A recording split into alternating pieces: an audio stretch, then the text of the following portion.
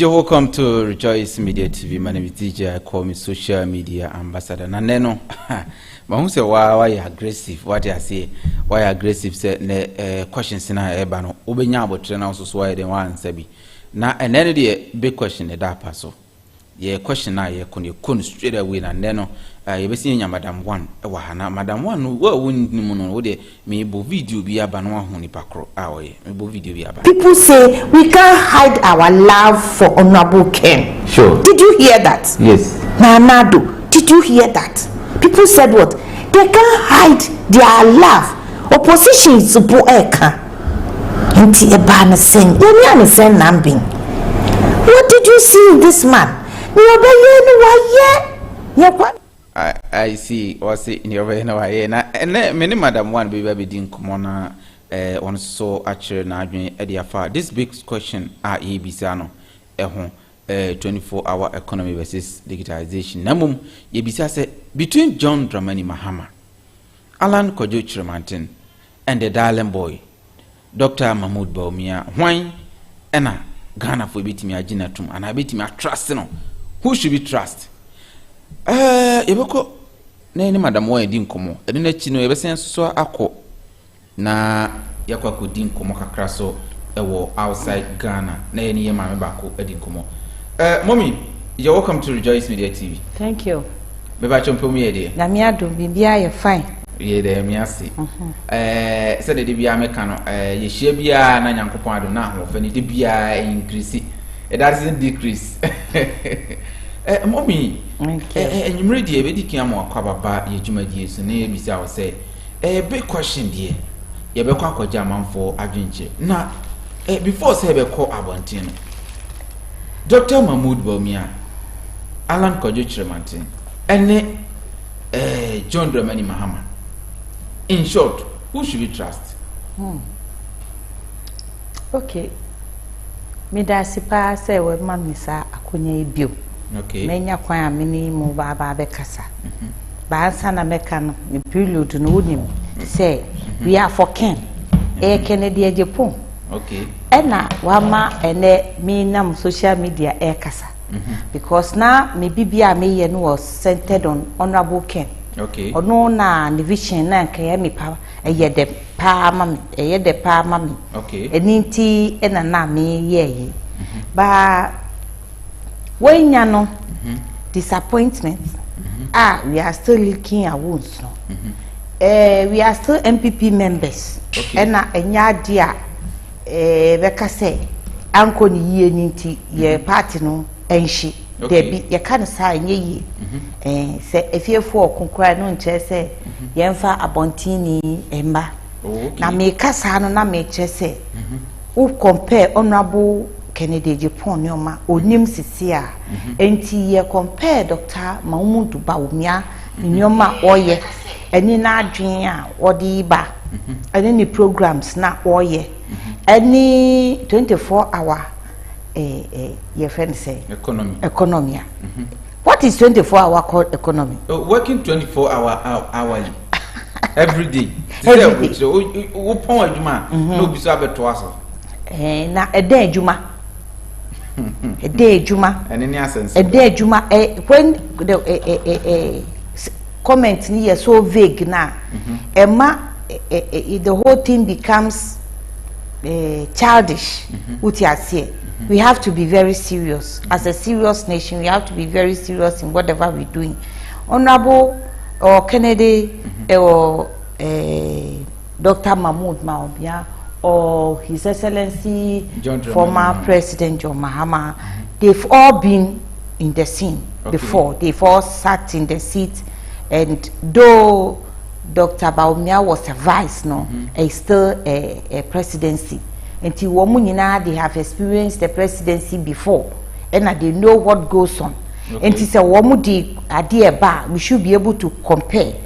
And yet, say 24-hour economy and digitalization. It's like we are comparing apples and oranges. Hey. Yes. Apples and oranges. Yes. The two cannot match. Okay. Yes, but at least no, Ube prefer Baku to the other. Yes. But Ube prefer no on what grounds? Say Bibia solid no, and no na odi be ye juma. at least Dr. Bawumia, the digitalization, no, like I told you the last time, no, the security about the nation. No, correct. Is it security no na papa no person oye 24 hours no bi? Ana employment no person oye 24 hour. Employment no, how is he going to go by that employment or canon? We just don't say things for saying sick. Yet these slogans, Juma too much for this country. We have to be serious as a nation. 24-hour nature say. Say NDA. Juma na wo no. Juma ye ntimi ye ni sika ebie bibra ka ho. Di kakra na wo no kakra ye be fa nipa dodo. Na ye no 24 hour. O ko ano akọ record shift na tse obi so ayede aba. Sir. No na say a government institutions asem ne ka no. Yes. And not private institutions. I think say obe source other private sectors no, but I don't know yet. I don't know yet. And no na catch say a country like Pakistan, they practice something like working into the night and working, getting up late in the morning and working into the night. Say be sir. I was say a program at your packaging well near because 24-hour no serious and shedder and that solid.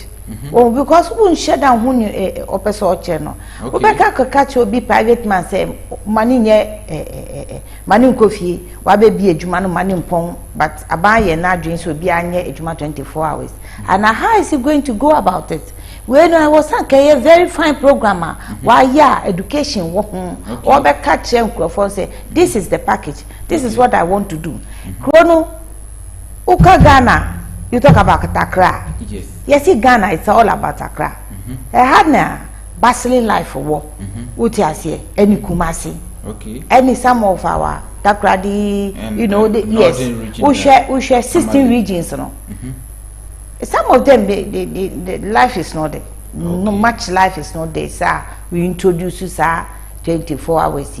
Obi boy, train besting back on one mother. Enti who say 24-hour economy. Say any pamians and lunch maintain. Bawumia any nana former president John Dramani Mahama. Who should Ghanaians trust? That's the question. The trust in the say I've already told you, said we have seen all of them work. Until you know what they are capable of doing. Okay. So you should be able to choose the one that you think you can place more value on. Okay. And only Mimi issue this is here. And I make her say, you can't tell me say 24-hour no and no a government policy no ni slogan and only we any event manifesto okay. Manifesto no any 24-hour me just you me 24-hour no dey me share and tiase okay I think so we ba be chirichiri mo e was so mo ma ye nchire mu better wo hu ye explain ni better any ye beka because se ade wo die no be 24-hour no be compare ni Dr. Bawumia di ba ni de no kware ye ba ku Dr. Bawumia can send bebre ni nyina adia se ye di be ye adwuma ampa na you know supervisory eyi be ko yi a na ke ebe boaye uti ase ke ebe boaye but sometimes no implementation no na di problem eba but 24 hours there aka kakra because 24 hours no che say government institution no na eba be yi adwuma ministries ye bo 5:30 ubeko ho na ho no nyina ajo na che say ho no be operate 24 hours. Okay. Now at that time no what are we going to do there? Mommy be say abaso biem na ye be ko akwakoye ko bi ewo US na ye be bedura mommy ye be say am abaso biem na yahwe Dr. Mahmoud Bawumia ni policies ni bia wo de say wugina so say even though say wugina na support Kennedy but then say nka o timi ye no take bold decision obetimi aye because amanfo na ma comment Dr. Mahmoud Bawumia say we intellectual scammer allegedly say obetimi de na adwen aka bibia ma waje na de obeduru a onye enti se wo so obeba be ye no ma de ene onye ni sisi ye enti ebeduru a mami ye be mo akọ hono mo na ya hwese Dr. Mahama Bawumia say 11 no so on support dia na so da so ye vice president, the second highest president or person in this land no na so betimi atwa mo a enti ye be kọ ne akọ ye kọ no na ye de aba atiefo o hwa no wa subscribe no wa share na wo de aman aha eye Rejoice Media TV, Rejoice FM 101.7. Yenko yebekọ akoye ko bi na yabazisi na mom so wan share amfa ma wonu a mesere no ya abro share na fa ma wonu a won ene topic na ye no NDC for kan ho MPP for kan ho movement for change for kan ho na na hema mo nyana mo mfre because ene de mu a Alan Crawford no hello mommy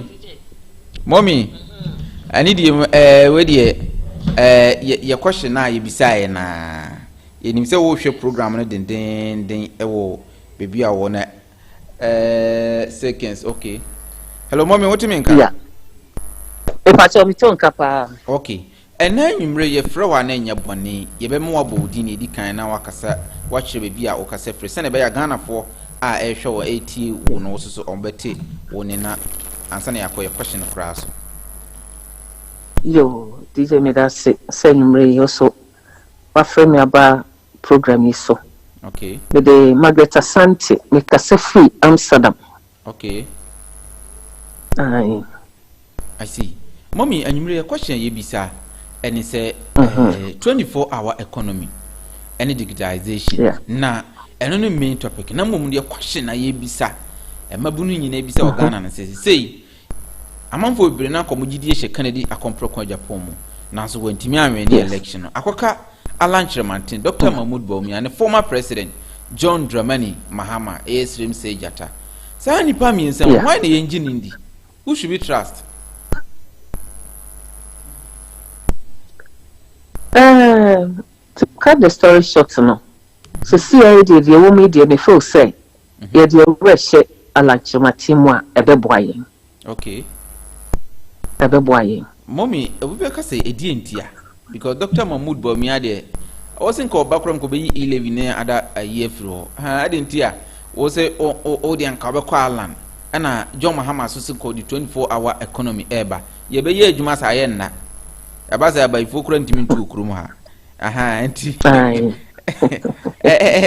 comment wo ho anything edi entia yeah the entity say o say yes such free the yedika hunu am say e papa John Dramani Mahama wabedi adieda ana obaye no you fee said your kind say Ghana for your short memory enya sanity ye kai de omoye enu ntina ye mu bidom eni nipa bi e kame ho ye buofu pa even though yento aba nanso o man no ye mayan fasa afibia ye baba be nam ho e be hwebusua ni enim said ya eko e papa Mahama breso no ensindi bre sisiye na sabre no ye betima ka said that time na social media enye popular said ye eti enche ye de na nso so no sese no nyame adum youth no omonye bie am obi etimi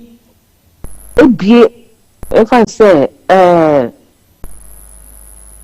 YouTube and I say Facebook yeti enyema bebre even though yemi ho yeti a chance said ye yemi no na ye maame ma omo Ghana no correct na ehwe Mahama time no a na corruption e wo pa ti ye mfa ne say ensem a ye ya MPP fo ye ka de to Mahama so enam se ye di ani ehu bi ene de na ye nim wo mo ka ya ye hanti ye gidi ye because ye do ye party no enti ye hwe Mahama time no na corruption ho pa corruption no ebi the kase pa ye bibi to say Airbus na bus branding ye hu ambulance am ko ba ya na MPP for friend say ambulance to truwa and some bebre and the course obo call a friend say Brazil near see ye na fe ekoba say ye ka ho nsem kra no omo ti committee omo di asem wie no na Mahama sa tam say nipa no e de ko si Five-Star House wo zani ma we nyina e provoke ayade a ehye abufuo na at times no ye wo amanone no nyame nti ya be hu se de amamu papa esitie enu ti se uti abusia na hu sa ne ma na no kreni ehye wo bufuo ma udi yaw se ye mpanifo no timi fa no kre enye dwuma na omusoso bone so enti ye hu se oman ni sika no a ena mpanifo no wonpese omu die na ye scratch my back and then when I come I will do the same to you. Okay. MPP for can same way nyina ma yenyandi daso na nakufo adba Saddam Hussein 2016 baby I church e ho no baye me kobi no that time no na me do papa no to stand say obetra UK e bra o lose 2012 no yenyina ye we hoyi ya babu buin to kaso obahan ye jim ye coin contribution ye twetwe kakakra e be support ye ene nyame ye ya dom ene obaye e se Mahama de ye close ne docket no e wo ha ye hu se ni obeye nyina ye twia no soka ye betwia no soka okay ne ye de na nakufu ado aba because akufu ado ani na mu a che woni ne Bawumia aye wani da so ni gidie fi se de na wakabia no consistent na anyone waka from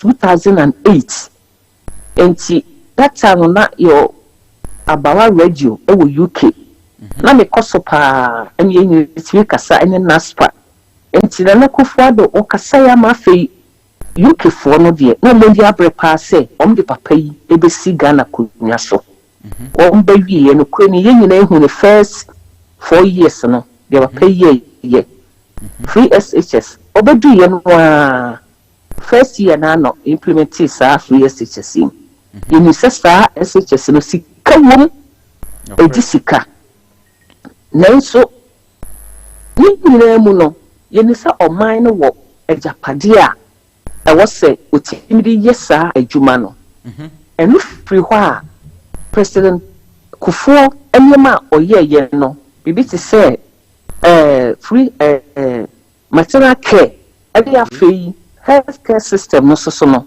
omo ba nso omo hyemu kena ama ye nyina ye ni gye ensem bebre Mahama niema odi ba bebre won so ba on be ye free office amwa yen em ye hwe for years na na ni gye ye to be honest with ourselves too ye who say COVID no ba ye no ebe say niema Europe nyina eniema entimi anye stable ama yetre fie yentimi ankwadwuma efi no niema bo be yedin ti se Ghana na niema bo yedin a enye nwa se niema bo be yedin okay na de ha dwene se yehu sika pudu pa IMF esumbe gu Ghana ana afei World Bank eso de ne die buy ansana omo ebie accounts a omo nyame ato mo nsem mobrofo 1 cedi 1 billion say nkofo so de be gu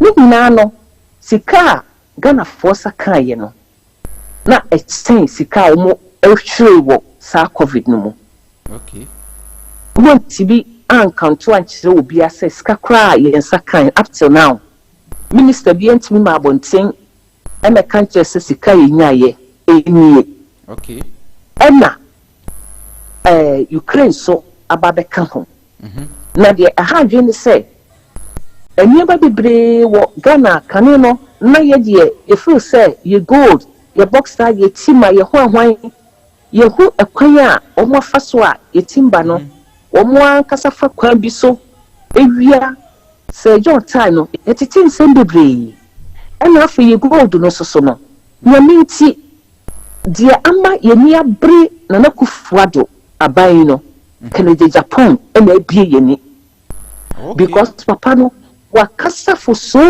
many years before no enam say MPP no ewo ye moja mu ye nti Ghana na nso yiri se omo ba ena niema bitimi ye nti no na papa no kasem bi a na ye ignorance ye feel say the nankofo bi ya omoaye die hard MPP no sabi na ye so ye tie even though nyina bi mu approach ha omodwe sa adwen na wo no moka MPP fo asebo a na obokre de Agyapong dia omompese ombetie kra no so papa na me ehu say oman na cheyen Agyapade koko na ye wo no yentimi mfa so a koko do ewo so first ena the gold no so no a e say de mfa so breye no Kennedy ma ye hu se kofo ba ye do na friend say oil no ni personal yentu oil e wo kofo pen so na kofo adu breye so no ena sa nyama ni nyina nyame yi na di e di amaya adoso nyama be bre na nyame ti amayen into say Argentina ye de sa gold ni sika no ye di chia adwubayefo ka e wo bra kofo pen so na bibisa eni ho if rolling style so no na ebi ni ho sa nyama wo nyina sa wo do adwe to fam a e ma hu se empanifo no eye ni pabonefo e wo oman no so na che se na omonwe oman ma no ho omonwe oman no ho. Okay. Secondly, so what de koko for say gold no say abrofo no ba na wo mo ko ye dealer ken am ye hu say percentage a omoje no nya kura set saadi anke ema Agyapade no enkasa ase na se na ye hu no say abrofo no omo hia yen e che say ye e wo senke hia wo mo. Okay. Yes, you penny for nama abofono. I had to say you hear more than they need us. Okay. If you said Ghana one, you need Holland has some way. Almost assassin. It's in so almost a day in Susuna, almost build it, almost house. And so, Matarano 25 years in it. Assembly, he had the Yamia yes so. Woman if Holland for woman need companies see bia wa ha ni na ye public sectors and I say individuals na ebie nyuma enipa ye bie it is a wo said ye Ghana for timidi ye Agyapade e ma abofo no na say negotiations a wo mi wo mo ye no wo hwemu a unti say da bi adeno eye wo mo botom etiro wo pe wo mo etu sa na mo nfi se o man no pa na o mo dwen ye ho a e ko mo yesa deal no ko mo yesa deal no every president kofo so na abesi Mahama ene na kufuado etu se 7 producer nyansa ye di bu o man no anase ye di dwene ekọ ekiri no ebi ni empanifo ni tim okay abrochi wo mo ye Rana, woman ahead, best 50 years. Because when you say, Sadia, we are me yet, ni name. If I said, a down we are me seeing a china, Obabi Sibi, a china, Obabi Sibi, next year, Obabi Sibi. And to me say, what would they plan at home? No more research, Sasa Sibi, see ye say ya, a china sena habeye. Said, die crying, Omusia, Oben say, ye buy no, a day at Titimi no. All of a sudden, the one man, a bear 1 year now for her, or befa honomono, who's a henny. Nasa na yet short building now, another cock, nay, story builder, send a bear, or drea head him say, you pair walk by your criminal, would sa a jano. Na Mary pa, dear nearby. A young yak a sick a sipana say. Young penny four, Nanakufuado, and a dear name. Well, did Ghana for shamo papa. Oh, you tell say. A quay and an aqua fradra faswa, what do you shamon say? O man panibia, de Sautia Cunyaswa, not so be free. A bad more. Women say, power and tina. Oh, ho. And I will qua, as a wood jewel cheer, we jab the mo beer. Or mining in a panel, said the President Kufo. And at the Dana Sante in a catcher and a kufuado no. Was say, more control noa. Munyi dear or mine air friend or mine panel and yet your party for one a pet. It's a party for one dear, send it to Biano, we bet one on the party back. Na or mine a panel dear, let's just say, more fun fala. Nana Akufo-Addo wantie asɛm and wɔde Bawumia so wohwɛ mu a bɛyɛ since 2008 12 16 wɔn asɛn yi Bawumia ahwepo ministers nyinaa no Bawumia abɛhyɛ MPP for the next 20 years 28 24 years. Okay.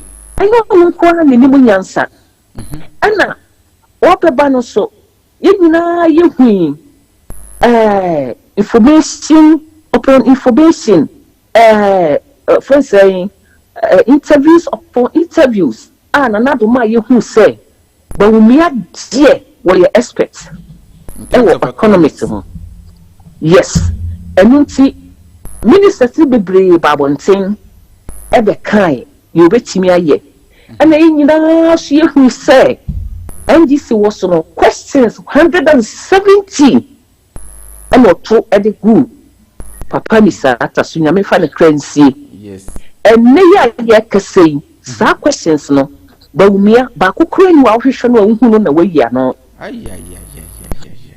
Wohu no na wayi saa questions no baako kura no afei deɛ Bawumia no wayi questions na no there be yɛn hu no wa turn around ama sese no ne kasa mafuo nyinaa information ministers no wɔn aka nyinaa no pɛ sɛ wɔn kyerɛ sɛ adeɛ na Ghanafoɔ de hyɛ Bawumia kɔn no ɛnyɛ wɔ no a na yɛ Akufo-Addo ɛnso yɛbɛkae sɛ campaign time yi yɛwɔ Kennedy ɛkɔka nsɛm bebree a ɛma Ghanafoɔ no ɛdɔɔ no sɛ ɔka no korɛ ɛnyɛ campaign time na ɔbɛka no korɛ ka no korɛ kyɛ na Akufo-Addo bufu paa bebubu ba kɛseɛ keka aborɔfo ɛkyerɛ sɛ ɔno ne policies ɛna wonipa korɔ wɔ ani a wode bɛ campaign enti ɛni kwasa wo twɛn ho ɛdi free ho. But a message in the mouth was say, what do we gain by attacking the records of our own government?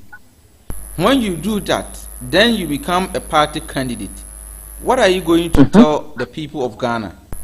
That there was a Akufo-Addo who mismeasure and mismanage affairs, and what I will be different, and what I will be different.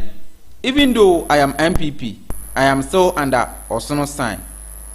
I am different, and the people of Ghana will be that gullible. Let's be serious. To Kennedy Agyapong. Let's be serious. That is August 2023.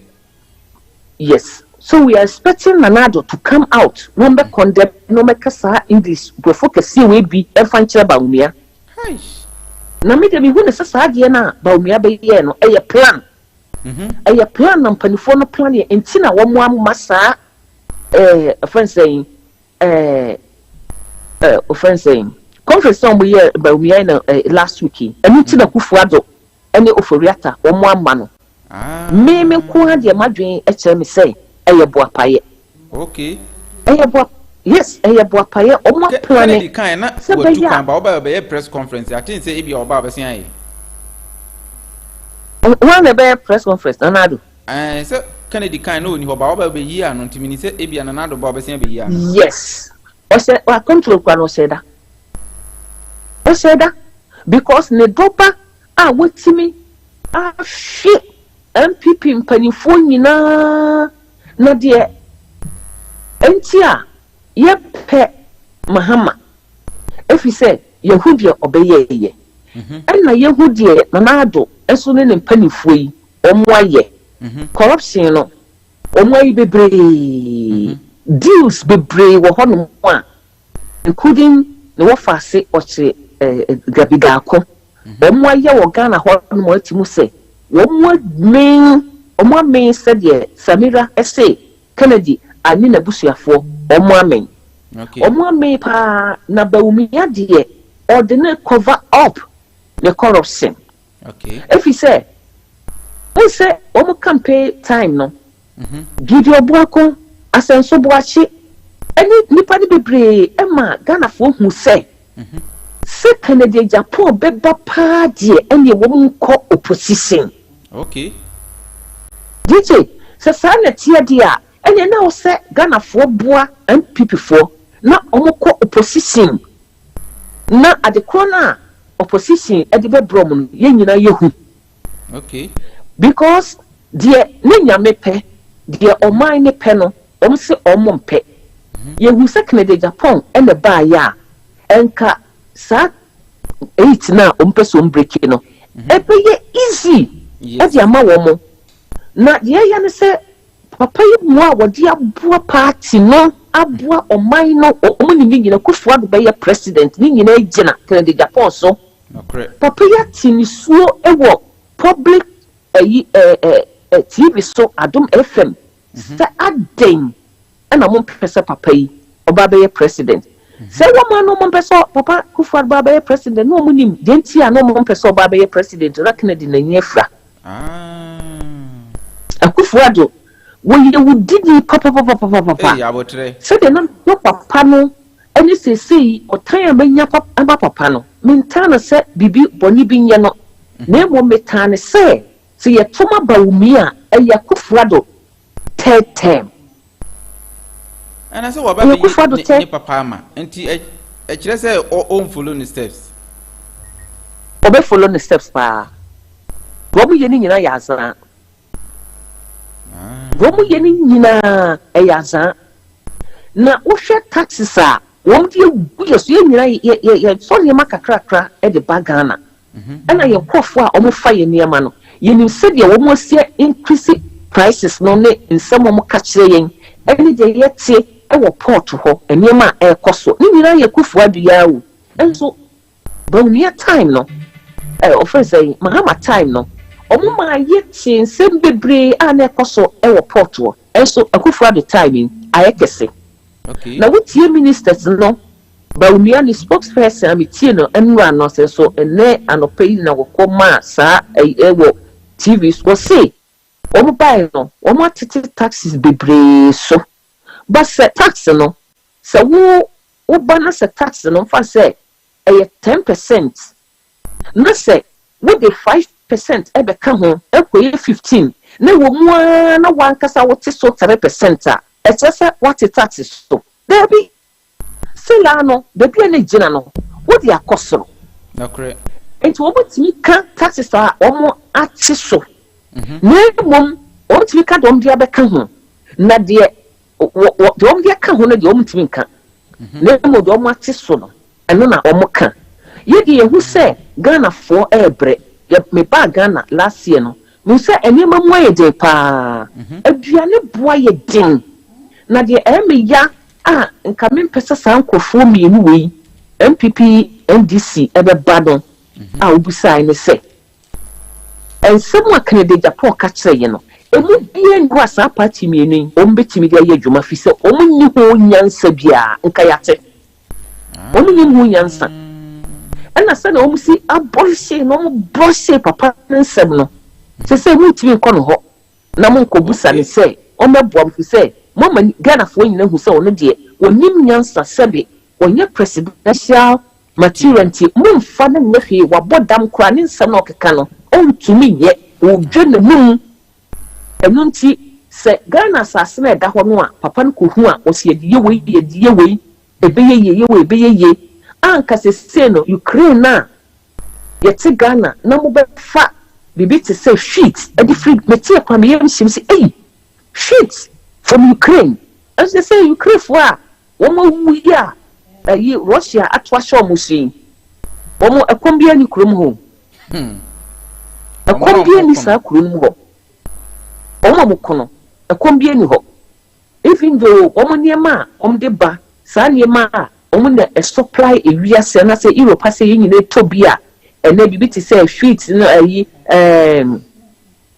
enyama ne bo ayedin ase krono so na free bano ese ne bo ayedin na so krono ekom eni sa krono mo because omo ntimi andokra no a amafo abrosifon omo boa wo mo ena Canada Japan say adentina se dem person say Bawumia person kire say anytime bia okom ebesi oman bia so no e wo se kom edi Ghana fo na je say e we o mo dis kam Ghana fo adwen sadete enti se o ka se Ukraine and Russia any COVID let's just say extra you need to be because so many countries one more extra or combat says baby and one need a dream be say ye dear young could drop asasi way young could dream way and no crab bet me I employ nipa be brave I'm a scab nipa bottom na ye dear dear young cassay miane who dream you so I say ye dinko ne mom over sport to their call outside. Yes, so you find good and could oil. And so you two oil ha. Oh, a more yaw, a more ya. Auntie made me who say, Bossiana or Mobile Twassel. And they say, I am a first son, a better dear Ghana for 1 year, and a better dear a bine or Tissono, or better dear Sama. One more was son, Mahama was so much catching. And people catch saying, say, Omum from Juba, woman nature when you pay young fa, or could say radio so I can't say be brave to 1 hour be mobile. A biana, almost so a dear yang. It is a sign of tear dear. So because a woman called IMF net and coach as long as I'm people 40 so dear, no way. I didn't check. None people for it's IMF. I'm a nano, woman nature. Akwa mo mfaso enti media mi hu ne se omu nyina ye pe na me ma be hu se okwa me konwo MPP di mu nyina no se na enya no kre na meka MPP fo e ya trofo chain NDC wo mu ye abonifo yes MPP fo ye abonifo wo mu ya konfo e chain NDC fo enya omu nyina nipa na wo koma na bia aha Tio se nipa no a wo koma no se ono wo ye opani na se nkola ye bone se ye beto akufu adu se wo ye clearing agents wo ye clearing agents ampa so se de Mahama fa sa guy no de kosi fata house no no bi na akufu adu ye wo de hwe last year ya ebra sister da pasem e ba yi o issue statement and obey what car cry day. What claim and son as some cry because baby a beco. Can catch there? GhanaFirst say MPP4 Omubua Omu TV prosecute Obia. A small can papa no Obua. And you're not correct. Not just a Canadian somehow kind. And the man who say campaign in normal way in a sana secret be a winning. Naminim. Before nam physical the Agyapong was say party no na me hunu kra na me pese metie na sem but actually my bed do papa no ma se oye president ya onye nyame nanso koman no ye ndi hia if he say MPP for ni NDC for your madwen say so papa gi bosia eno na bebu mboto mo ye etimi atoto kasa kese adom no mosisi adan na so no man interest there be a yombotom fi se skana mo gino DJ se wo hwe se wan kasa na wo kusi wo dan wan na wo kuta sika na so koye kwan wo ya wo hwe sika wo de si edan no mbodi na wo yemu ahyew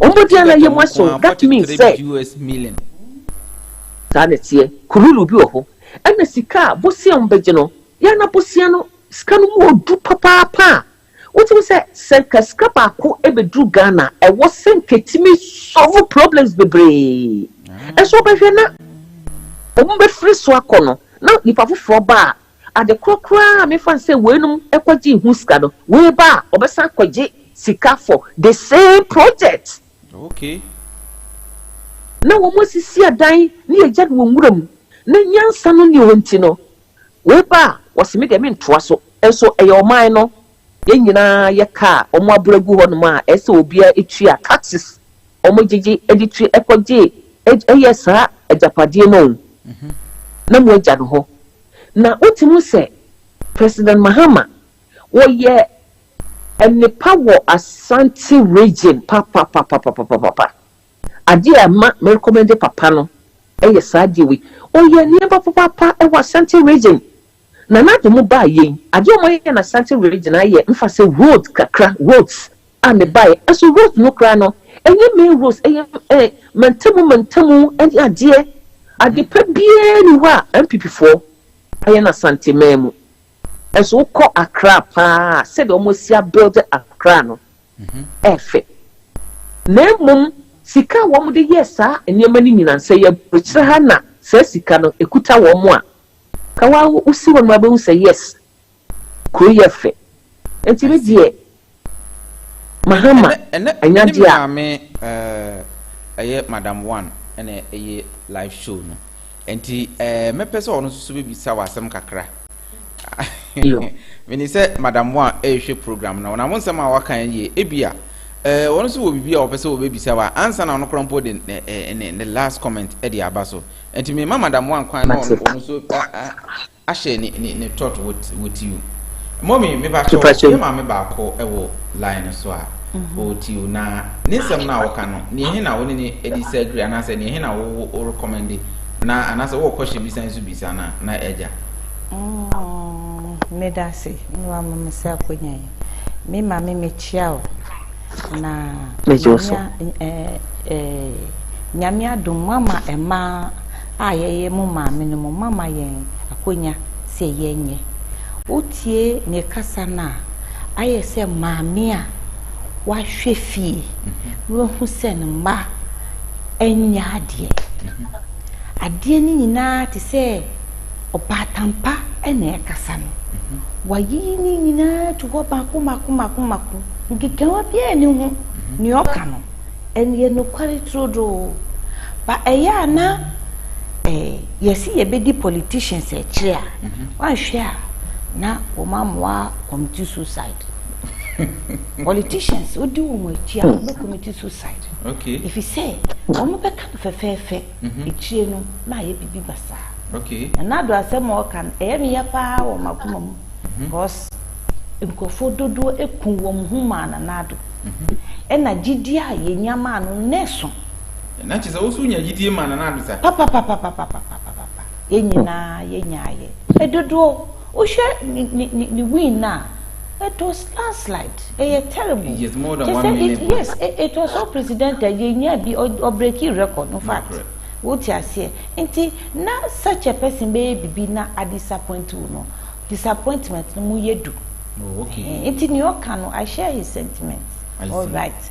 But say won ma ye ejuma papa wo Accra ni eje Kumasi ni je. That is the only place I disagree. Okay. Because ejuma we hu wo Accra no it's individuals. Okay. Roads ni terrible.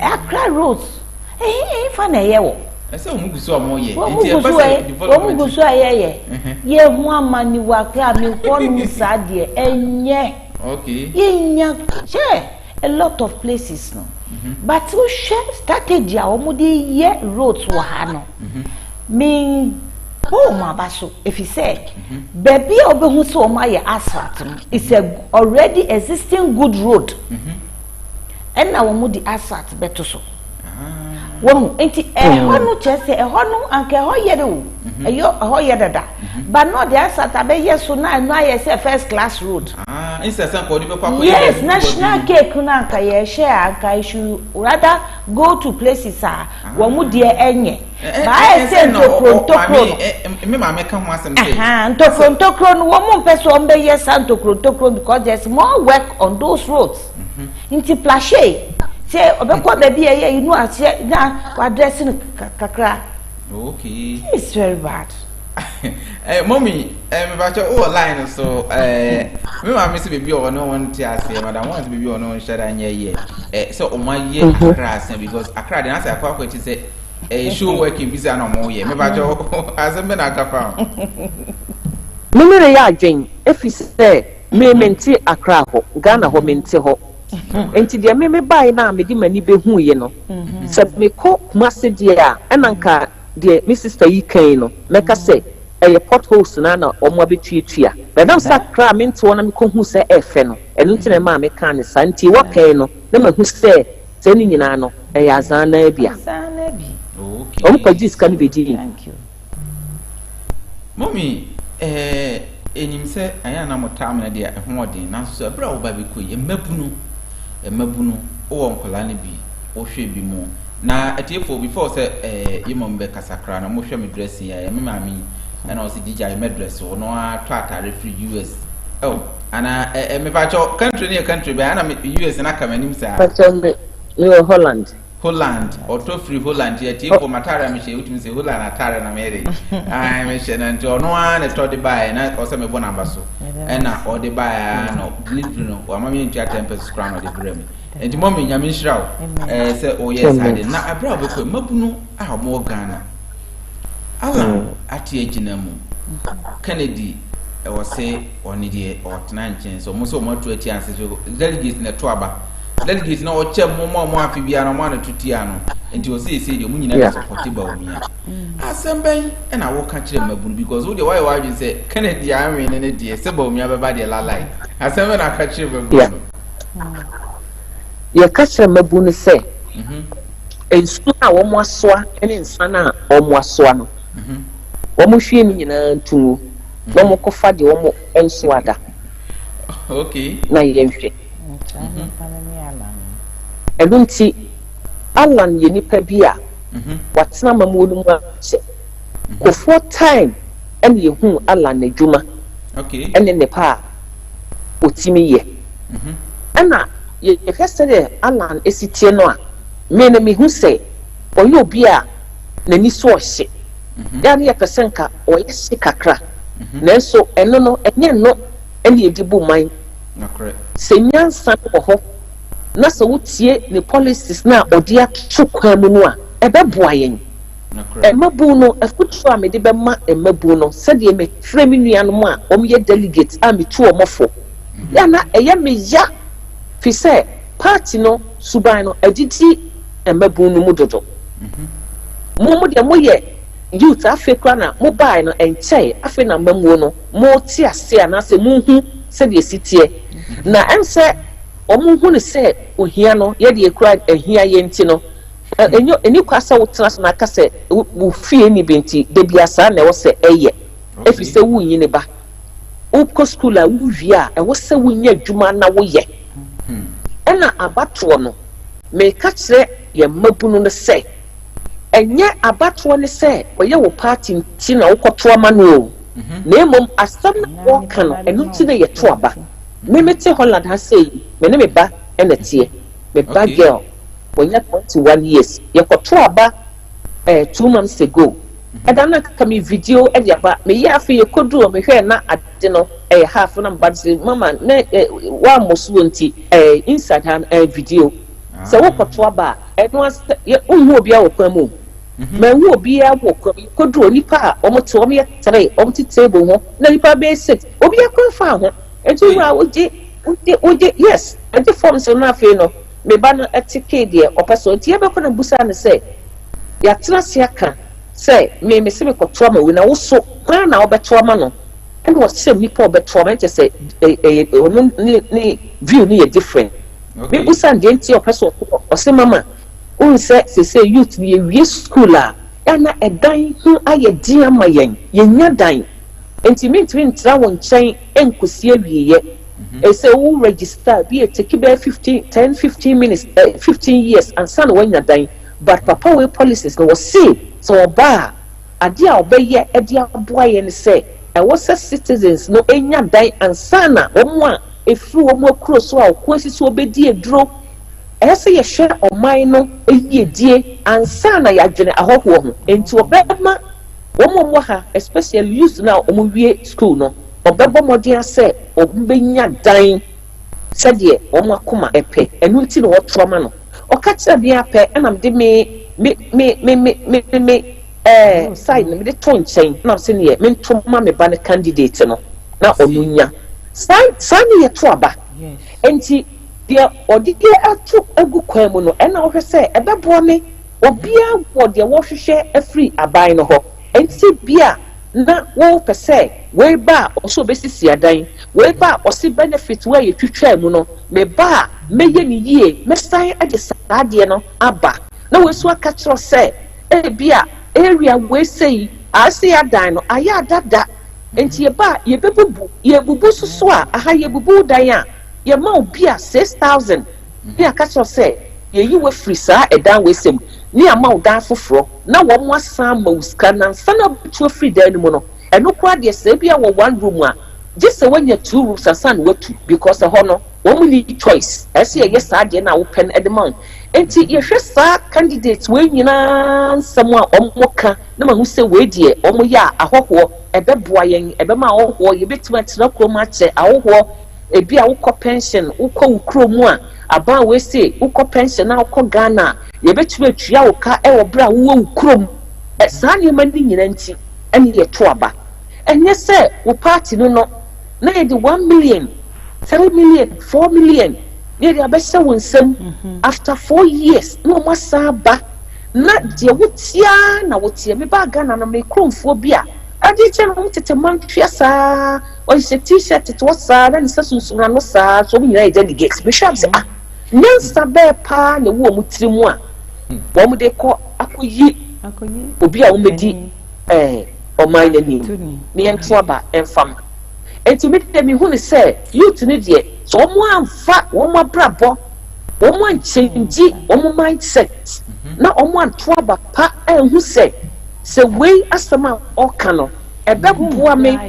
ya wo teacher wo de nya nko a npo bia wo ti school dem dwen obefia etubo obetimi aye dwen undua baby dwen obi a wo fie dwen ho se nipa ba kokora eye yi a ewo abusua ni mu a ewo bia wo koto ye ntina ebi asa nipa no onya baby asie eye dan ya busumi wantiska bi kwa mawa ni a asem bi sie busua no mu a enam saa ba na wotu ye ntino saa nipa no betimi abo busua no eni ntini ye to aba me da se mommy ye da se oni ye din komo na bra obekọ de obechia adofo ansa na wako na odin no asen aka ye bi mu na ene de ko so ba mamamfo be hu pa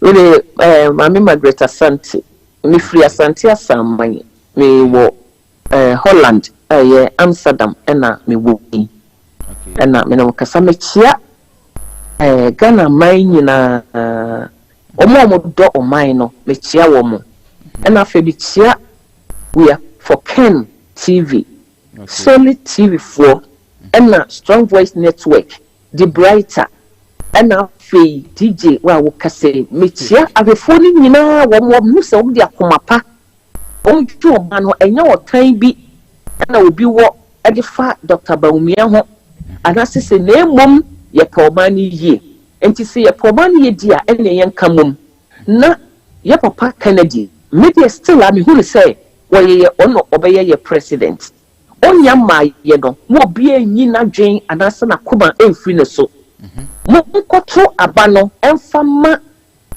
Alan Cash na ebia ana mo to abana mano no edi Kennedy eba benya position bi wo ala na mamuo mu a ebeboa amade ye papa ne keka nyina no watimi edi abeye dwuma na NDC ene MPP die ayedi womi ene die twam no eno ana omo ba beto aso be da se mommy era se woni edi nkomo yo so be da se etie for ohwa no subscribe no share na audio amai ye mami ene ye ni di nkomo all the way from Holland na nidiane Margaret Asante na wakanse mebre also betumi afre no abodwumadins mommy we die yasen aba so bi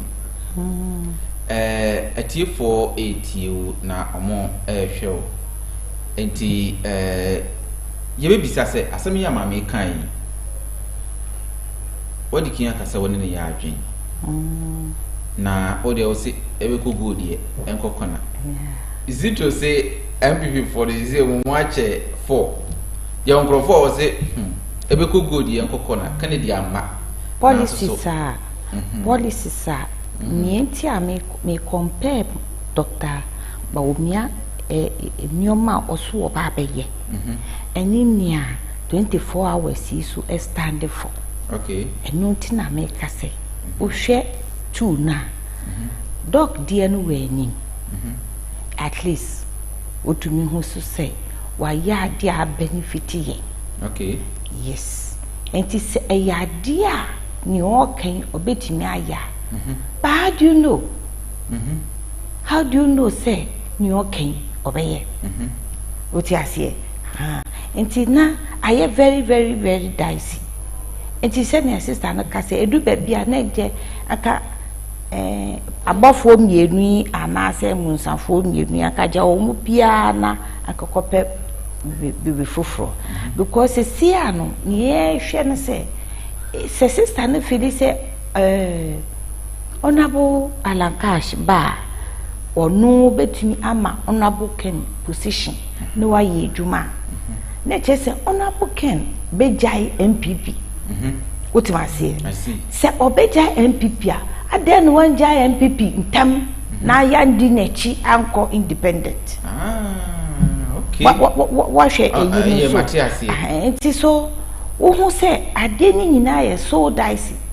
Enti yes no so ni program no so e be do baby ana ye be swallow ana to bury it. Okay. Na ontumi enye new person oye no because say ikobana say ye be support Alan na Alan ba no wetumi ama honorable Ken position and the anka honorable Ken ko independent anka yes anka yeah na just say utumu say honorable this time around ko ye na bi so unity anko be we ne ba me say na anu crofo na amboa no amwan woman buanu baby a ni crofo nyina efiefu ni fiefo kwaka ho woman amwan ye woman mad because you can it's clear say bia woman person be the president no maybe they don't see it as a right time or you be ya woni ye did that me enko ha ye hu bibia because you may be ekoso at the end of the day no to me who say enkrofo who were so close to him no. People took monies and they were not giving the monies out. Obi our trust war. We're not doing the work.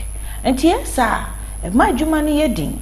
And more be on sale. So, since now Okase will go independent. Only he for the air quadrant. Yeah, more Joe Mudi from you are. Oh, okay. So the best thing is to be a June with Juma. No, shall I dear so.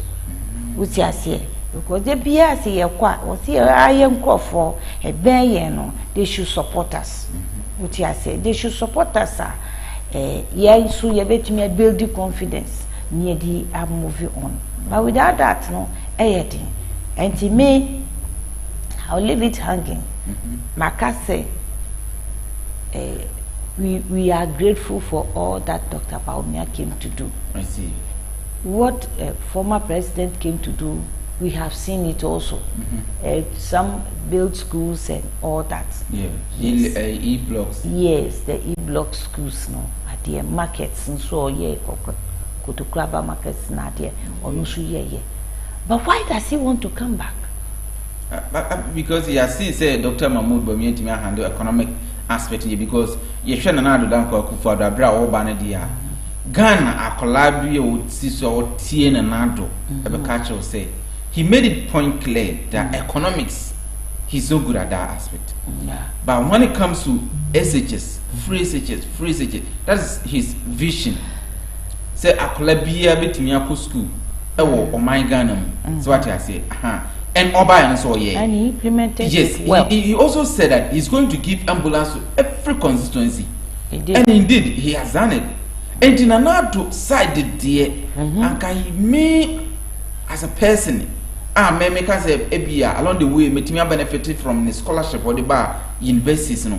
Mahu se ono aye na eye adwuma na me bear witness to it. Make us na nato on his own me part na waye.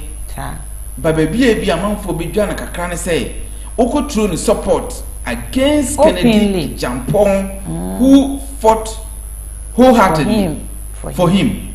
Obenye di mboni because of Nanado. That is what some of us we say ungrateful. But then Kennedy is not complaining, so we also too can complain. Yes, we jano. But Bawumia side didn't know that is where there's a hole for. So that is the problem over there. And no na make us say It is say a show way na. I say two devils or two good people. Emu wahin emu ne wahin na. Emu ne hine nchuso. Ye nchuso. Nti bi ana wo mukwa.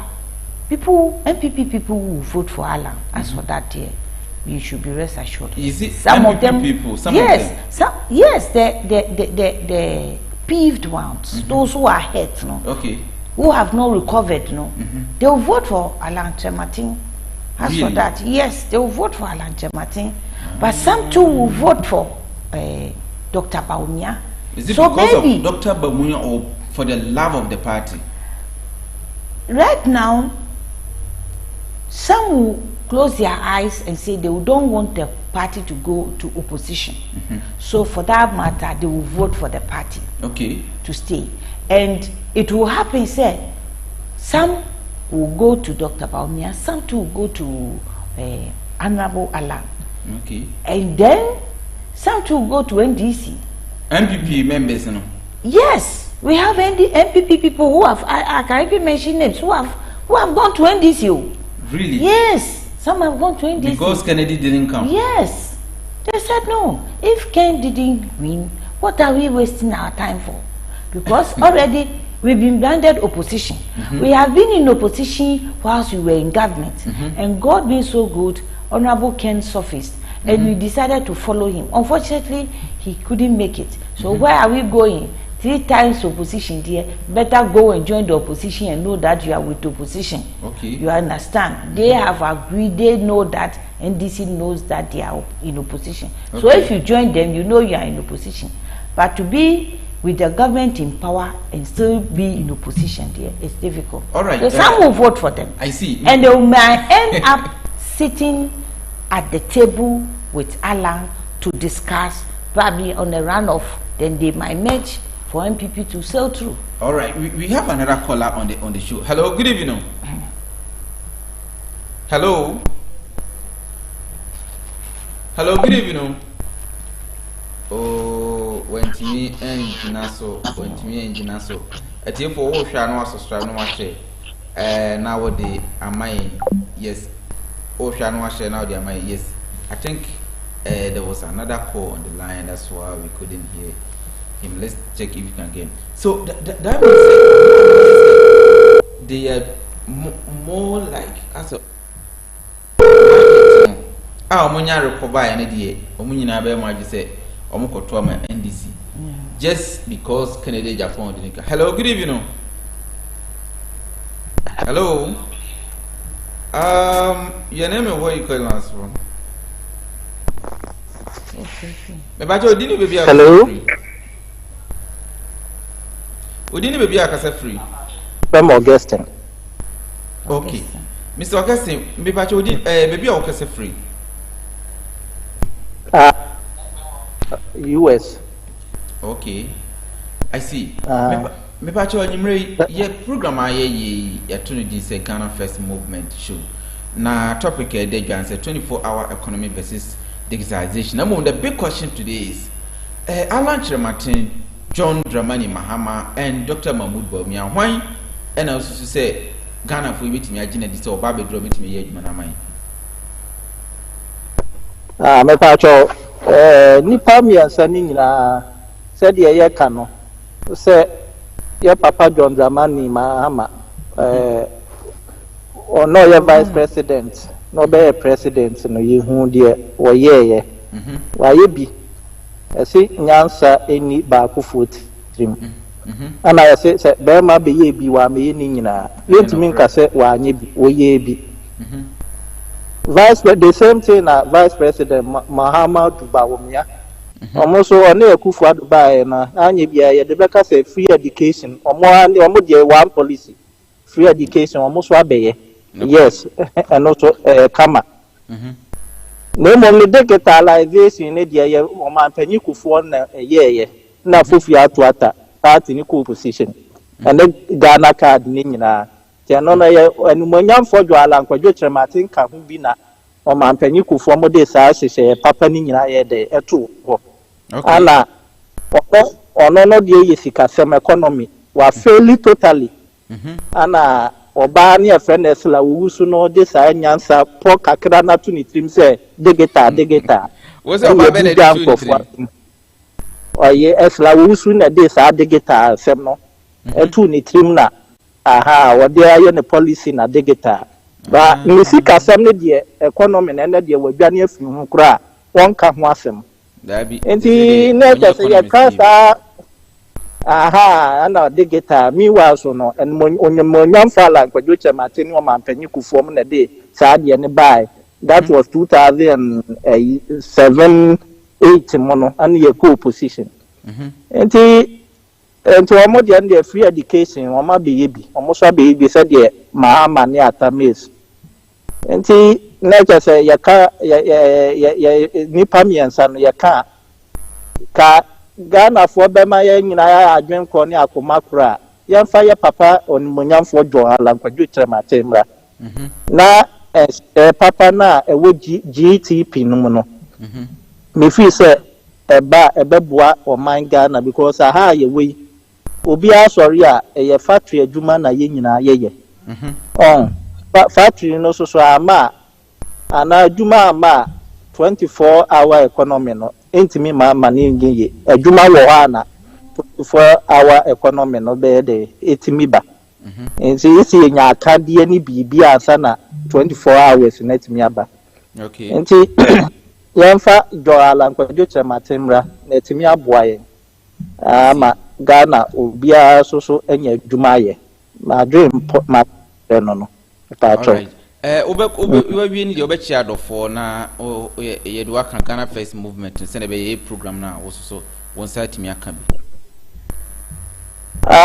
adofo me de dikai ya de bibia ese radi nyankopon sa na entia ya papa onimonyamfo Joala nkwadwo chemate ne mpanifo me pacho de dikai ma mentia yewura wopem so tumfo se tutu otoso mienu asante manwa na pia ma na ya papa Joala nkwadwo chemate so ni movement nso so ya tie mu mpanifo nyina okay anti pacho kakra me wokan all right ye da se oni edi enkomo mommy ye wrap it up na edi jumadi na ba wie osusu betimi afre no aba so number is 0240778682 0240778682 baby a o hwe me free bia nyame enhira na onye okese mommy ye wrap it up ye ko yi asembe na woka kire Ghana for especially MPP for ma omaye so hurt and you know one man from US na on dey say utue sika masika emamo de year campaign e ma MPP Central Region this time around he's going to pay money for them to do campaign against MPP because they cast their vote against Kennedy Agyapong Agyapong. Sanko Fonom Yesu head Mr. Atakra of plane tickets from US, New York to Ghana just to support Kennedy Agyapong Agyapong to promote MPP campaign. He was going through Techima Wenchi Brekum and a crowd of Mamidi Kopi Doma Koye campaign all in the name of MPP. Omoto Ababi was say he's not going to vote or to free Ghana last week. He's not coming back. Or all these people, what are you saying to them? Me ma wo mukuse. Ya meka say me ma wo mukuse. Say obi anim say nyaye no, this is how it's going to end. It's unfortunate. Say abasa na empenifo no so wo muso enye review bia chese those who are hurt no, they are finding a way to talk peace with them and talk to them to understand or to even understand them. But I say no sono no kanokra na me yembo bi sa na ye hu e wo ye mpanifo no enu na enye no enye if you say ye nyina ye baako di akoma baako ebua na nado enti sanka ebeba se Dr. Bawumia na edi bekwa Nana Addo was so president. Sorry, yes, Nana is a title. Say me Nana Addo straight. Okay. It's not. I'm not disrespecting, but our His Excellency Nana Addo. It was so to me. To a bibia to nchen no oni one more I hate no oni one more kasa. Okay, not just also calling for reconciliation. No, the reconciliation now one more a shadow, a shabby, a solid. It's yes, a shadow because, reconciliation. Yes, a shadow because unim krofo e buano. Nana do nim krofo spending wo musika wo madaje. One gentleman came to call me, say, he had pictures to show on the president to the voter region. Now, yenam dampai near your campaign. Now, share mood now. You see that cordial relationship that existed. Now, after yenya power, now all these people have been neglected, sidelined. Now all these sidelines came because Dr. Bawumia didn't know those who suffered. The food was prepared before he came. He only came in with his fork and knife to eat. And the Nipa said, "Yeah, and he was so to me, boah. Na ye to me wanga ye het no, wamu ekasa, so that they will make amends." Okay. Our president is on his way, going. So when you are leaving your back, no, Nipa ujano no. Onu oba yen because woni mnunti womo awo mamboa no womo mom na obeso omu eno mama womo positions ni ade. The first position after the presidency is the vice. And if that man didn't know much about people who helped for the party to come to power, and the next in command, who is the chairman, he was also a stranger from CPP. You can imagine, say 1, 2, 1 is the one who know, 2, 3 higher positions no didn't know what pertained. Okay. And so the head was there. Yes, the head was there. And was a year homework. Now they go back for these people. What you say? Now they are even sacking people. Yes, you know they support Alan. Yes, and Ukraine and making matters worse. What you say? And making matters worse. Now I was so shocked and surprised to see that His Excellency John Kufuor supported Dr. Bawumia. But yes, yes, I was shocked. I'm saying I was shocked because after thinking, say, hey, wow, which means like I'm sitting here thinking, at the end of the day, it's our party. So if this is the gentleman who has come now, what do? We all have to rally around and then help him climb the ladder. But you have neglected others. You have neglected others. He's a destined man, and he is appealing to the party members that they should accept him anyway. But did he appeal to Alan? Oh, okay. He didn't appeal to Alan. Alan is Kufuor's boy. Okay. Sorry to use the word boy, but he's Kufuor's man. Okay. He sings his tune and he likes him, and he's like some of his gentility, like him. So he should call him. They should meet. They should do something. Do you think Kufuor has not done anything about this? Because I have no information about that. Meaning say be really say he's appealing to Alan to come. To say he's going against Alan's wish, but we all know say Nyomodi Alan no, and it's not good. But so you can't blame Alan. I know a Joe who the cast some will be fukra to make come on town. Which I say because at the end of the day, no, I say any a pre idea a year, Adena, Yebekoswa yena abontini ababe fako. Sisiano, what is going on? One can predict it's like NPP is handing over power to NDC without a contest. Kennedy said it. Because the split in NPP right now is too much. When you go to Ashanti region, the stronghold, the split there is terrible. Why do you think the split there is so terrible to this extent? Because all the influential candidates who stood who said they could, who lay claims to Ashanti and lay claims to Ashanti, and their support is there. So their support base is being cracked, is being divided. Mimi kwa for ye we nipa manfa no we mi kwa for ni nipa we manfa no mimi kwa for ni nipa we wa kwa for 10 ene gina ye what you say enti out of the 10 who say 6 strongly feel said they are from Ashanti region. Can you imagine what it means? So I splitting one. So this is something we quickly have to knit if really we want to do something. And the people that they are sacking right now on Niadiana, it is something that to see whether probably maybe they will please Honorable Kennedy or not. But strategy I use hey, I know kakra. What I say because do baby the same people were the people he used. What I say especially these MCs okay, and those things yes it's our they also start working against him. The MC that they've sacked no. Yes. Of course. Now will you be happy?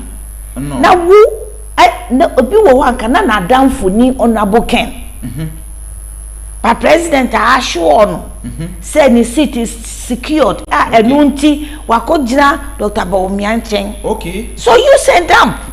Oh, okay. And I just said, oh, yes. It's not more any inform here. You might see a Kennedy, no? And then you see you so they are creating more blunders and then more division. And this MCA, they have a lot of influence in this constituency. Yes. Especially the DCs. They are small presidents in their area. Yeah, that one there. And they command especially respect. When you go to my district, I remember my district. So my district, we go there.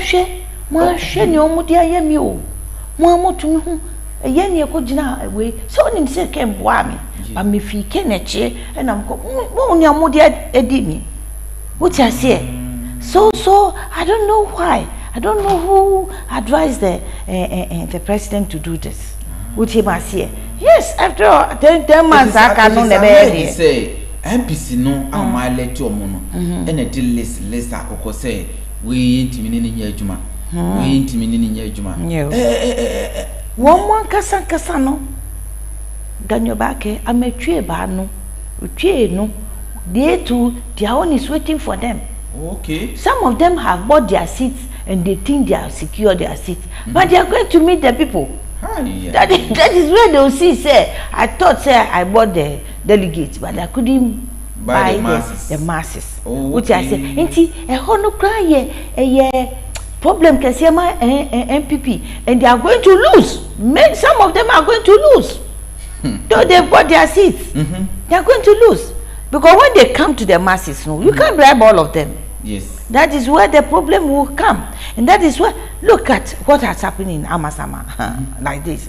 And the gentleman, the NDC gentleman, is working well. It's on grounds. He's operating a small-scale loan scheme, meeting the women, going, visiting, doing all sort of underground work. And we are also, and our own, themselves with the ongoing rules. And our MP, who was also trying to do his own thing, they have removed him. Oh, okay. And they brought a brand new person. You see, so when you messy nipa up more, and you better baby, I say, yes, Takashi, now you see a be winnie crown, a do MPs for one. Near one seat difference.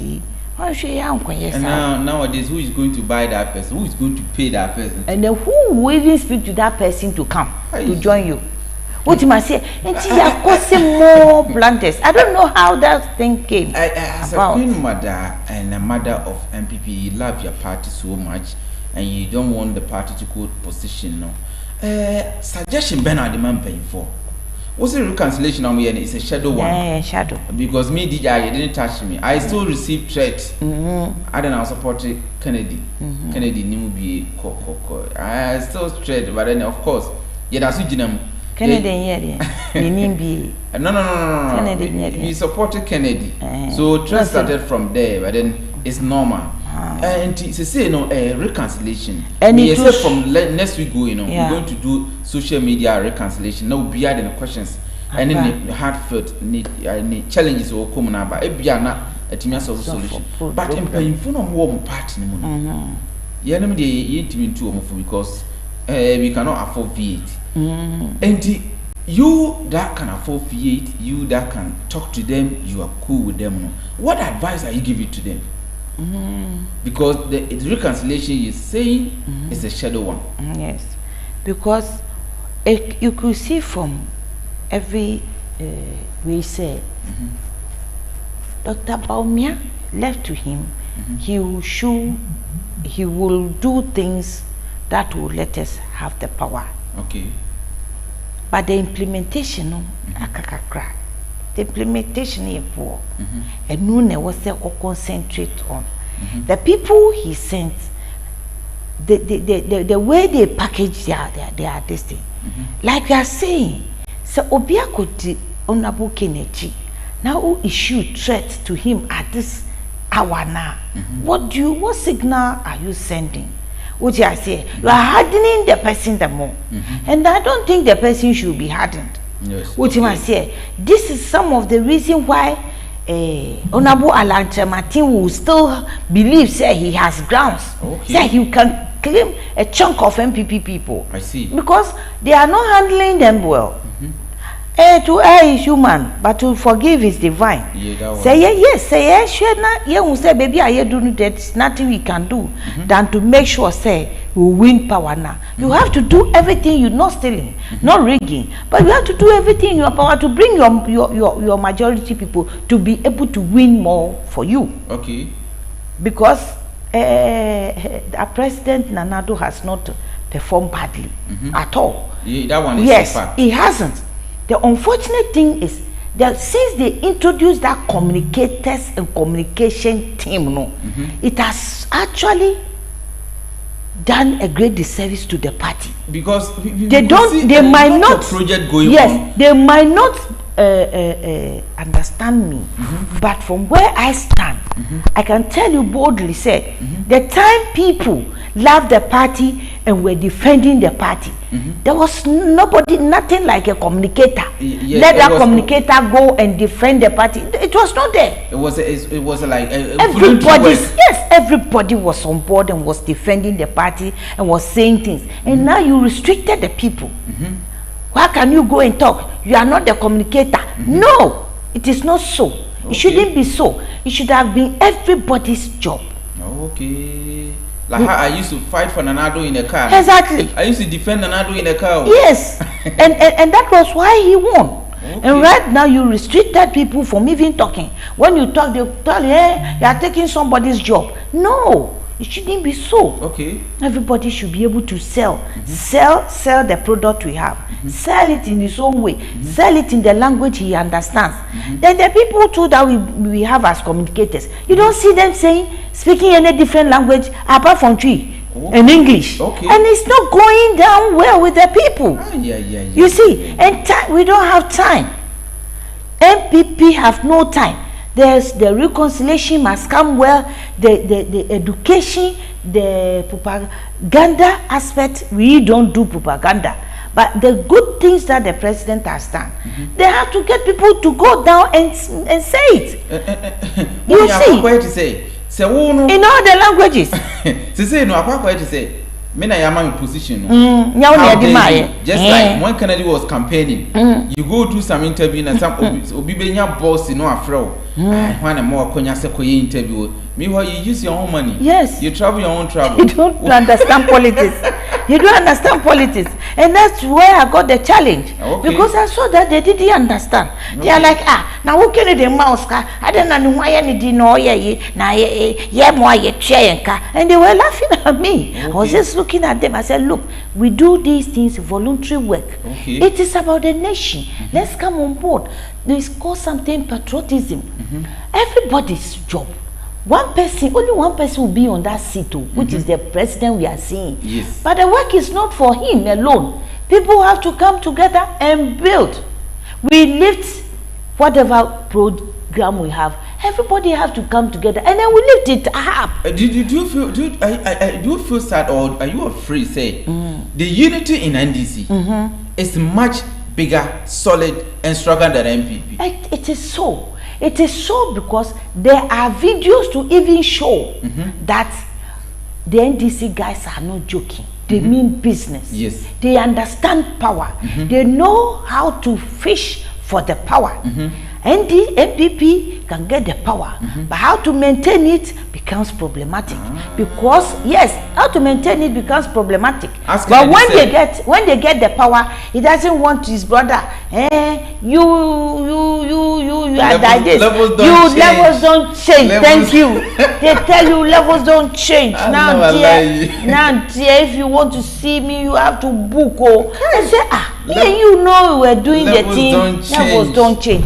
And we have to put all those things aside. Okay. Because it's not helping.